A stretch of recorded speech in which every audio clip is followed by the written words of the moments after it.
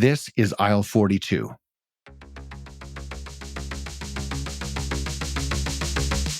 It's time to get your upcycling on. No, this is not a spin class. Upcycling has nothing to do with riding a bike. What you're about to hear is my conversation with co-founder Marc Wandler from Susgrainable. He's an energetic and inspiring entrepreneur who loves to talk about the circular food economy, the future of food waste, and baking delicious things that can dramatically improve our health. In this episode, we talk about how the grocery store could be a transformative experience, how his healthcare work played into his startup venture, why it's so important to have transparency throughout the food system, and how upcycling and localizing our food systems is so important. And yes, we talk about cookies and pancakes and my favorite, banana bread, made with flour that includes spent barley from beer making. So let's jump in. Here's Marc Wandler from Susgrainable. Marc, I'm pretty sure you were one of the first people I reached out to when this podcast started to percolate in my brain. So I'm really excited that we're finally able to have this chat. Now, I know you know it's coming, so let's get into it. The big question, as I've heard you call it the other day. Marc, if you were to look into the future, if you could design your perfect grocery store experience, what would it look like? Yeah. So there's a new term going on behind the scenes that I actually think describes it amazingly. And there's only a few places doing it, but it's called the grocerant. And it's basically a half split between the traditional grocery store and the restaurant experience. And I love it because it really captures the full aspect of food. Like you get to, a lot of these places have transparency. You're seeing the food cooked in front of you, but you can really you can tackle your hanger before you go grocery shopping. It makes it a little bit more of an event. So there's three things I'd love to see in the grocery store of the future. More transparency into the food system so customers can truly understand more of where their food's coming from. I think efficiency is incredibly important. And that's just to keep it like-minded. So it's utilizing technology, but not from a concept of let's save labor, but let's enhance the consumer experience. So let's go and take a automated cash register. That should be maybe one or two of your tills, and it's meant for an express thing. Most people should be going through the cashier, and let's keep going with that experience and make it an experience. And the last piece, I think it has to be convenient. You want to go for the experience sometimes, and sometimes you just need to get in and out. So consumers go to the grocery store for a multitude of reasons, but I think the one thing that has to be really taken care of is actually creating an experience of it right now. A blend of farmers market, a blend of what grocery stores are doing, and the biggest thing for any consumer who's behind the scenes, and I call myself a 6-year-old to the industry because I came from healthcare and the aviation industry. And the big thing I want is more people to understand that right now the food system, we're not really working together to create the best customer experience. There's a bit of infighting over margins and how to drop costs and stuff. But how can we actually work together in the food system? All players from processors, farmers, grocery stores, making sure everybody's validated. Everything's changed so much. So can we go back and how do we work together to actually give the customer what they want? Because no offense, grocery store experience in the last 5 years has just consistently gone downhill. You have thought about that answer. Maybe a little bit. Maybe a little bit. I love it.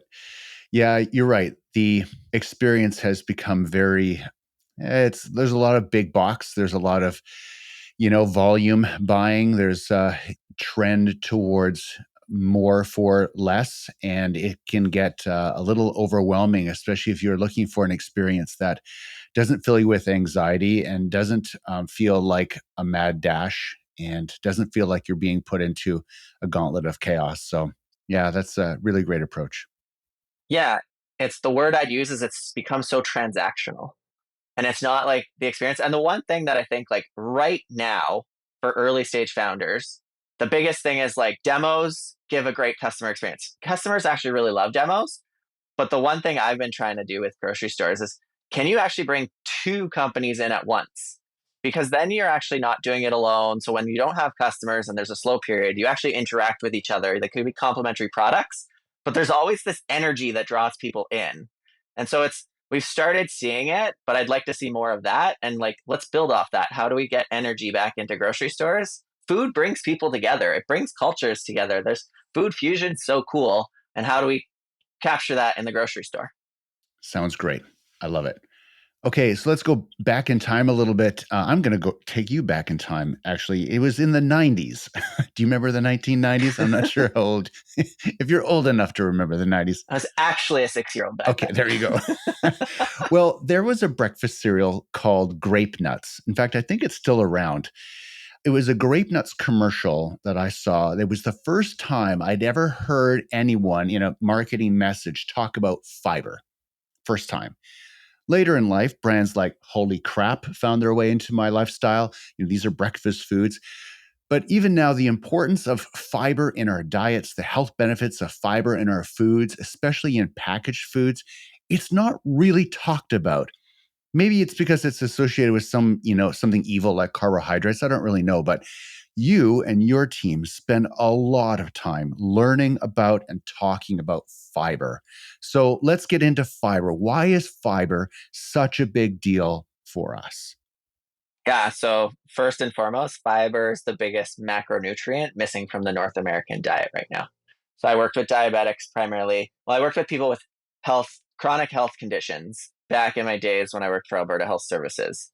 And when it comes to metabolic diseases or conditions, basically one of the biggest components of those metabolic conditions is the fact that, yeah, we've eaten an increasing amount of sugar, but we've also taken all that fiber out. So if we go back 40 years, kind of before I was born, and that's when we started actually consuming a ton of beverages, sugary beverages that had all the fiber taken out. And this is everything from now starting to be your coffee, your electrolyte beverages, Gatorade. So all this stuff originally was meant for athletes who, if you're an athlete, which I was a varsity athlete, you need to consume a ton of easy to access sugars when you're doing your high level sports because you're using it up immediately. But most of us have live a bit more of a sedentary lifestyle. And this is where we've kind of tried to make fiber fun in how we communicate it out because it is so important. I see so many people talking, and there's so many products on the market that talk about these amazing antioxidants, micronutrients, stuff like that. But if you're not giving your body the time to digest it, if your gut is like a slip and slide, then you're not even absorb it. You're paying so much for these like doses of antioxidants and you're not even absorbing it. So this is more around gut health. Fiber really helps with that gut health. It gets it back in balance. There's pre and probiotics. There's soluble and insoluble fiber. Like I could take this and talk about fiber for the full podcast. I won't, but this is kind of the premise of one of the components of our business. And the main health side is protein and fiber and trying to leverage this desire by the North American market to have protein, but also how can fiber be like piggyback off of that conversation and how do we get fiber actually into people's diets, getting more than 50% of the fiber into people's diets. Most people don't even get 50%. How can we get people to 100%? And how can we decrease these like long-term health costs that the North American market is experiencing? Whoa. I have a feeling the zip folder in your head is about to explode, but calm down. Thank you. Thanks for that high level fiber note. I feel like I know I've put you in a cage right now, asking you to hold off on talking about your products, but that's because I also wanted.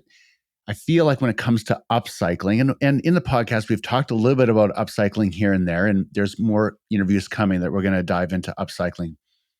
When I hear you talk about upcycling, the reason why I get excited about your approach to it is that you have a very tangible take on it and you see it as clearly being more integrated into a lot of the foods that we could be eating and a lot of the ways in which food could be produced and processed. So I think for the consumer, though, it's a little bit of a minefield.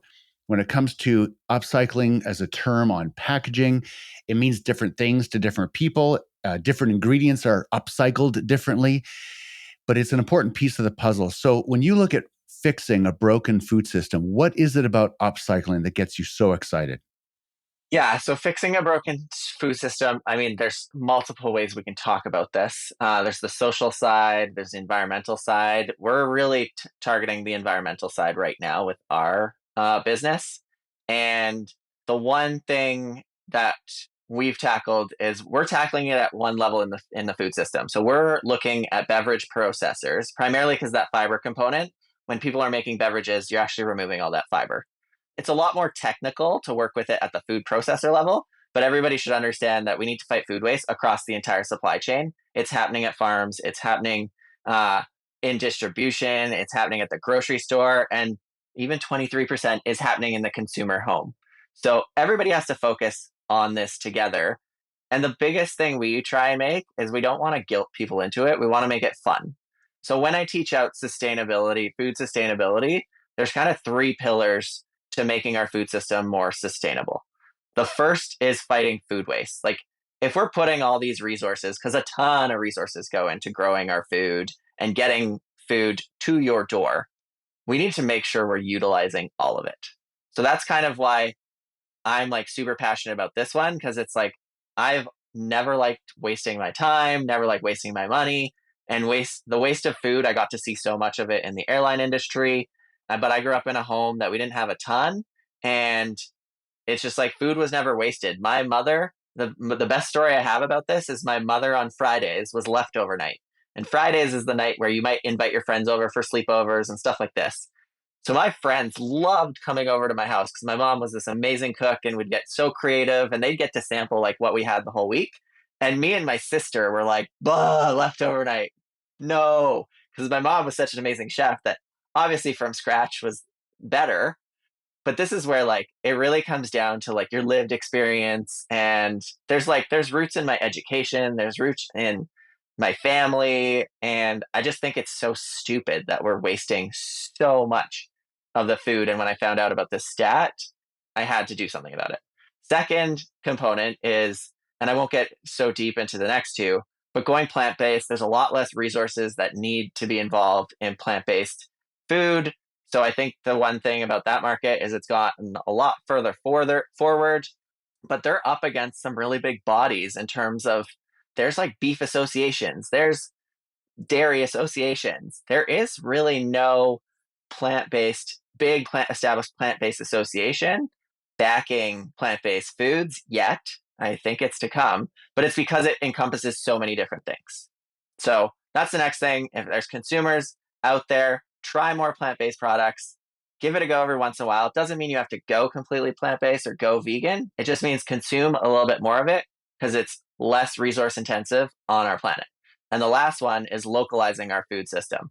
So I shared out yesterday, I got to chat with some people in government, and I was like, when it comes to food, that's something we need to consume every single day. And so when it comes to the distribution cost, why we now have these cultures and we have vibrant cultures in North America. Can we start growing crops or having these, like, whether it starts in a greenhouse, whether it starts anywhere, but how can we disrupt the mileage that happens in the ecosystem? And I know you know that when we talk about my business, we'll say what we're doing about it and why doing what we're doing is kind of setting the stage for other businesses to copycat.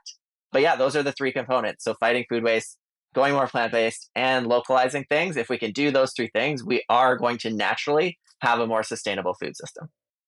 But these areas, they're expensive to change. They are long systems that have been in place for a long time, and there's a lot of stakeholders in the mix. And so whenever those things get disrupted, it comes with new costs and new expenses. And that the money side of it, it gets passed on to the consumers. Consumers, in most cases, have to pay more for products that take these things into deeper consideration. Is that sustainable? Like, can consumers just keep paying more and more and more for things that do good things for people on the planet? It kind of seems a little bit scary. No. So this is where we'll see how many grocery buyers and stuff listen to this. But there's this whole thing going on right now with the grocery stores, some of the big five, and this new grocery code of conduct. I think in the investment world, in the money world, we always look in the past instead of looking at what can we do for the future. So as we went through this pandemic, grocery stores, more people just ended up having to go to grocery stores naturally. So food service shut down for a certain period of time. Food service is now recovering and having its recovery, but grocery stores got a big advantage in terms of more people were shopping there. They struggled with labor, but people had to go there. So they ended up making this like huge sum of money. And the system's really geared towards grocery stores. If they know what they're doing, and the big five do, as prices go up and as margins go up, they actually keep making more and more and more. And nobody else in the system is kind of making more, but it's this distributors are starting to get to make more because they're upping their costs and stuff like that. But how do we take this like, hey, you just made $600 million. Kudos to you. That is capitalism.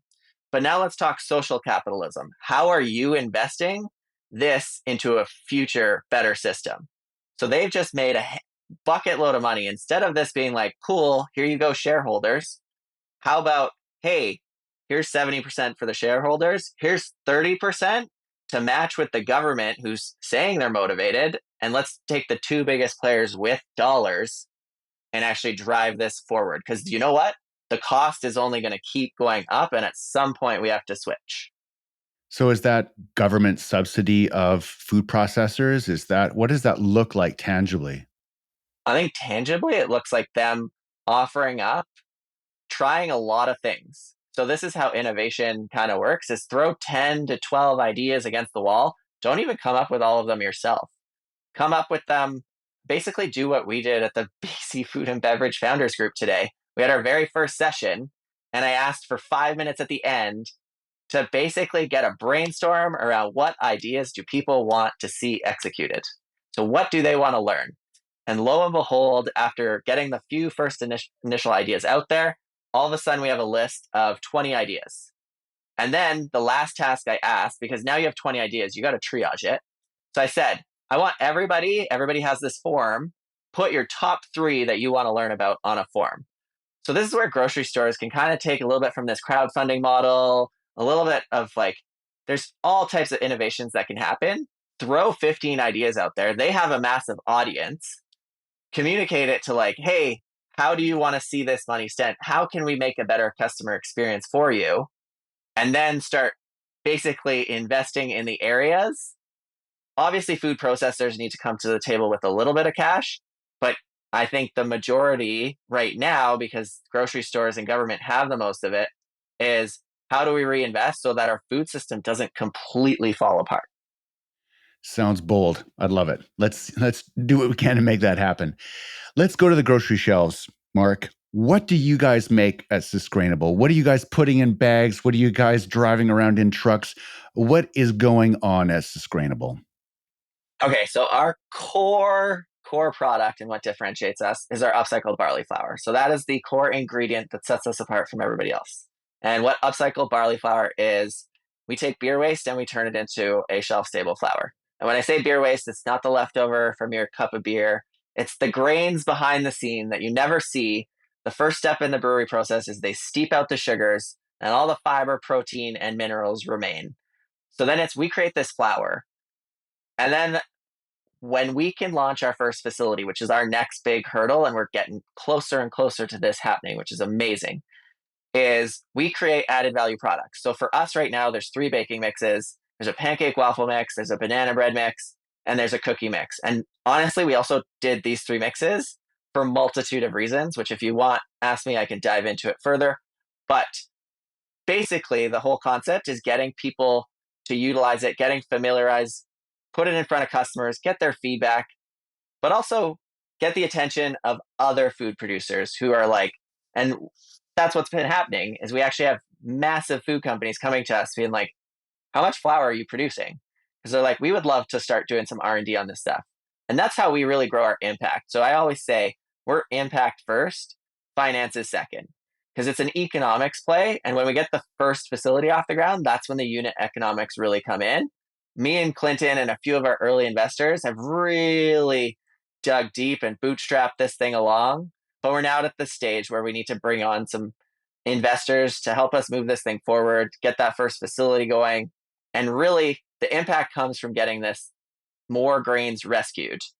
And I'm also super excited. This is sometimes a sticking point with a few investors of, are you really staying focused to the company? And I'm like, we have to grow the community. This is not an easy thing. There's a whole awareness piece that's happening at the same time. This is nascent. So there's a lot of times where I partner with industry groups and stuff like this. And you'd be surprised at how little time I spend.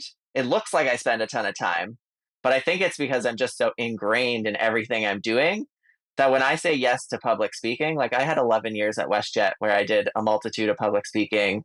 I've spoken on stages. I did a ton of presentations through the MBA. So when most people think like, oh, you have to spend this much time for a presentation, like we have our employees create decks. Sometimes I look at it 8 hours before I need to present at this point in time. So flour, you guys are you're, you're making flour from beer waste, but that beer waste isn't just sitting there waiting for you to pick it up. It's time sensitive, right? Because does it go moldy or funky, or does it start to break down? Like what's happening with this gunk that comes from the beer making, that you guys need to collect and do something with? Yeah, so I will be transparent. I don't know the full breakdown process. This is where I have an amazing co-founder in Clinton who understands the full operations. He is a farmer. If anybody ever wants to start a business, I highly encourage to partner with a farmer because they're the hardest working people out there. But it does spoil after 24 hours. We actually aim to use it a lot earlier in the system. So we have this 8 hour window that we play with right now, and we dehydrate it as fast as possible to make sure it then becomes shelf stable. There's no issues around food safety and everything. When it comes to food safety, like you want Clinton running your food safety side of things. Like he won't let me move forward on things until he's got it figured out. But he is like next level on that. That is the biggest logistical hurdle to getting this thing out there. So once you dry it, it then becomes shelf stable again. Grains are very shelf stable and last quite a long time. And we basically take it back to that point, and then we mill it. And then basically what you end up with is a keto flour. But some people treat it as a flour. Some people treat it as a baking additive. Obviously, I can't market it as a baking additive. People won't understand that. But think of it a little bit like flax. Like flax is super popular now. Ours is similar to that, but it's upcycled as well. And so people are adding, say, if they make their own waffle mix or they make their own baking item, they would use a portion of the rest of their flour would be what you guys have made. Yeah, we recommend starting with about 10%. So the only things you wouldn't be able to make with any of our flours, things like croissants or something like that, because it's heavy and you won't get the rise you want to get. But it works really great. And this is kind of a lot of our business happens accidentally on purpose because I put it in customers' hands and we find things out. But our banana bread's our best selling SKU. I think it's because it's got this double rescue story. Almost everybody's got bananas sitting in their freezer. And so we also now are working with grocery stores to merchandise it next to the bananas because there's not a lot of banana mixes out there. But the fun thing is you can create with that banana bread mix, you can actually make a pumpkin loaf. You can make a carrot cake bread. You can make zucchini. So like when your produce is starting to go, if you have this mix on hand, it actually is very simple to use it that way. But the thing I'm most excited about our product is how our consumers are using it. They're actually using it, it's families primarily, and they're using it as an education tool because kids are really into sustainability. Parents are really into this like healthy eating and getting more fiber in the diets. And if you get them used to this texture early on in life, they're probably going to do it for the rest of their lives. So this weird thing happening, weird and amazing thing, is that they're kind of coming together, and we played off that with our new shippers that are going out into stores. And so I'm really excited to get back into stores. And I think I have 22 demos. I haven't been in a store doing a demo for a while now, but it's one of my favorite things to do is actually interact with the customer. So I can't wait. I'll probably be exhausted by the end of it, but I'm high energy right now. So you can tell I'm raring to go. I can tell you're always high energy. I've never seen you low energy. So that's good. You maintaining it very well. I love that comment you made about how, normal people in our kitchens can actually rescue food. The idea of using bananas that are a little bit brown to make banana bread, that's not revolutionary. We all do it. Usually we either do it too early and the bananas aren't quite soft enough, or we wait too long and the bananas get a little funky. But you're right. There's a lot of fruit and produce in our fridges that end up in the organics bin. And for the longest time, as consumers, we've been proud of ourselves for using the green organics bin. Like, good for us. We're putting something in an organics bin, not into the landfill. But the reality is that that's still waste.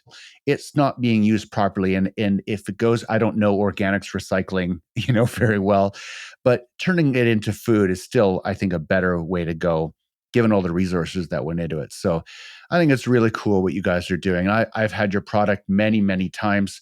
I think we just wrapped up. We had a bag of your mix at Christmas time. We baked a couple things with it. It was just fantastic, like so good to have in our home. So I really love it. Yeah, amazing gift at Christmas time. I just want to add one thing because you're talking about the sustainability side, but the fun thing about bananas, so as bananas actually ripen, they ended up having a higher fructose concentration. So the sugars really end up crystallizing and like they get more sugary. So that actually pairs better with our flour. And when you want to get that balance, when you're talking full carbohydrates, there's the sugars and the fiber, and you want to get both. So this is where I think there's this health component to it, and it's not just environmental. That's the beauty of our product is we're selling on both health and sustainability. You are getting that proper balance. You're rescuing that, and most people won't know. And I'm not going to nerd out on the details, I promise. Fructose is one of the most aggressive sugars on our gut. So pairing it with fiber is really important when you are going to have something that's high fructose. And let's be honest, most banana bread recipes have a lot of sugar in it. Every banana bread is high sugar. We get that in stores all the time. They're like, this is really high sugars. I'm like, bananas are very naturally high in sugar. But I'm like, compare us to another banana bread, and on the macros, we're better. Yeah, but most recipes include a cup or two of additional sugar. So it Yeah. can get pretty out of hand pretty fast. Yeah. It's everything's mindful eating. Like, honestly, you probably shouldn't eat baked goods all the time. I always say if you're eating a baked good, we kind of have this way that we eat our desserts late at night after dinner.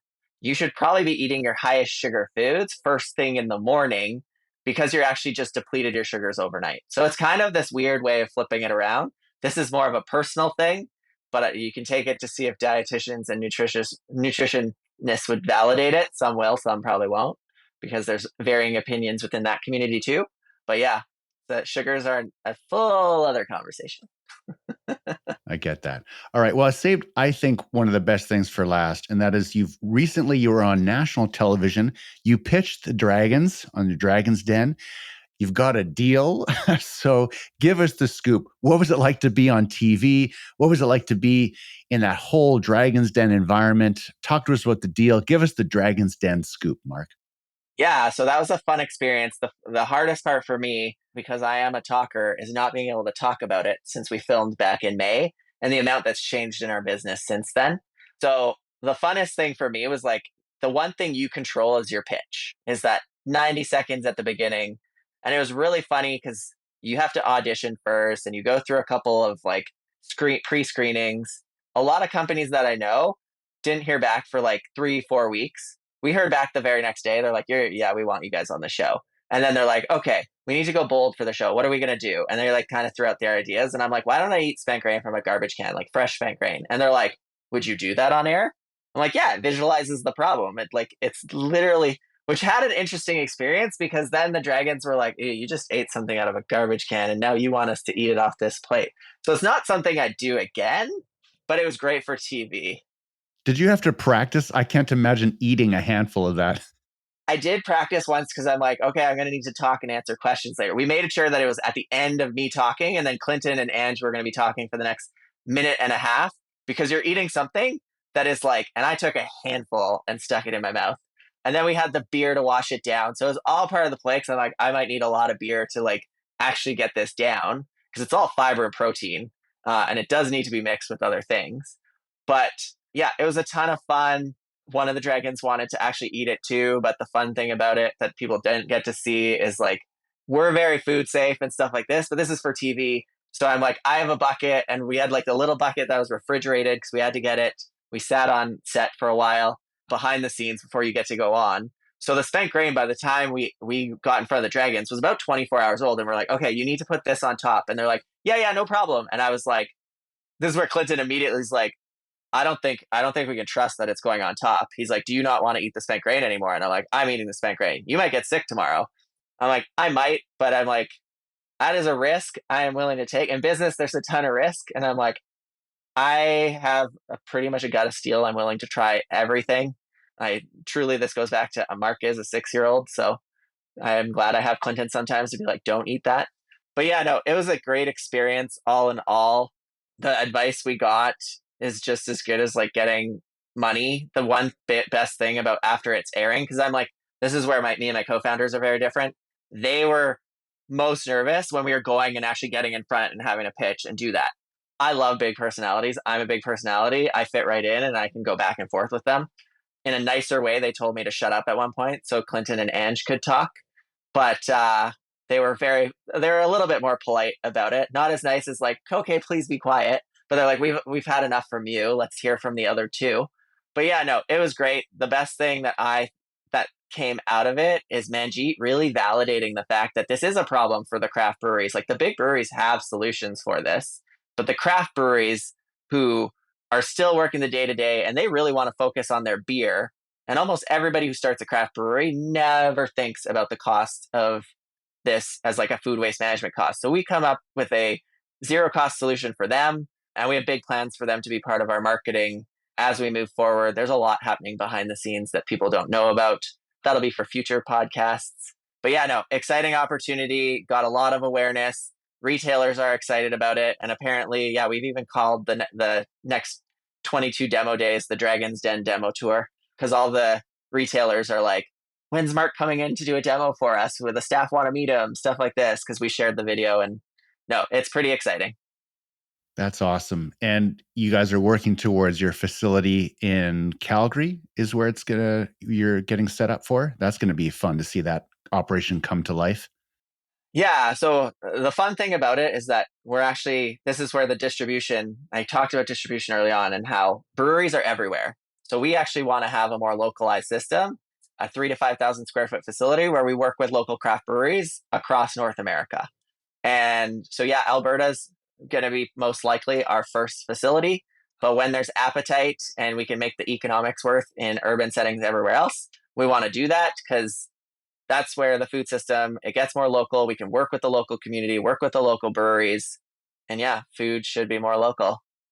I love it. Marc, thanks for doing this. Thanks for everything you're doing in upcycling and in making beautiful things for our guts. Appreciate it. Appreciate you a lot. Thanks for having me on. Yeah, no, I look forward to it. And you know me, I look forward to sharing this out once I see it go out. Everybody should be listening to this podcast. That's very kind of you. Have a good rest of your day. Thanks again. Thanks for listening to this episode of Aisle 42 and for sharing our passion for upcycling. Grab a bag of Susgrainable mix the next time you're shopping online or at your favorite grocery store. And if they don't have it, ask the store manager why not. That's it for me. I'm Corbin Hebert from Ethical Food Group, and I'll see you in the future.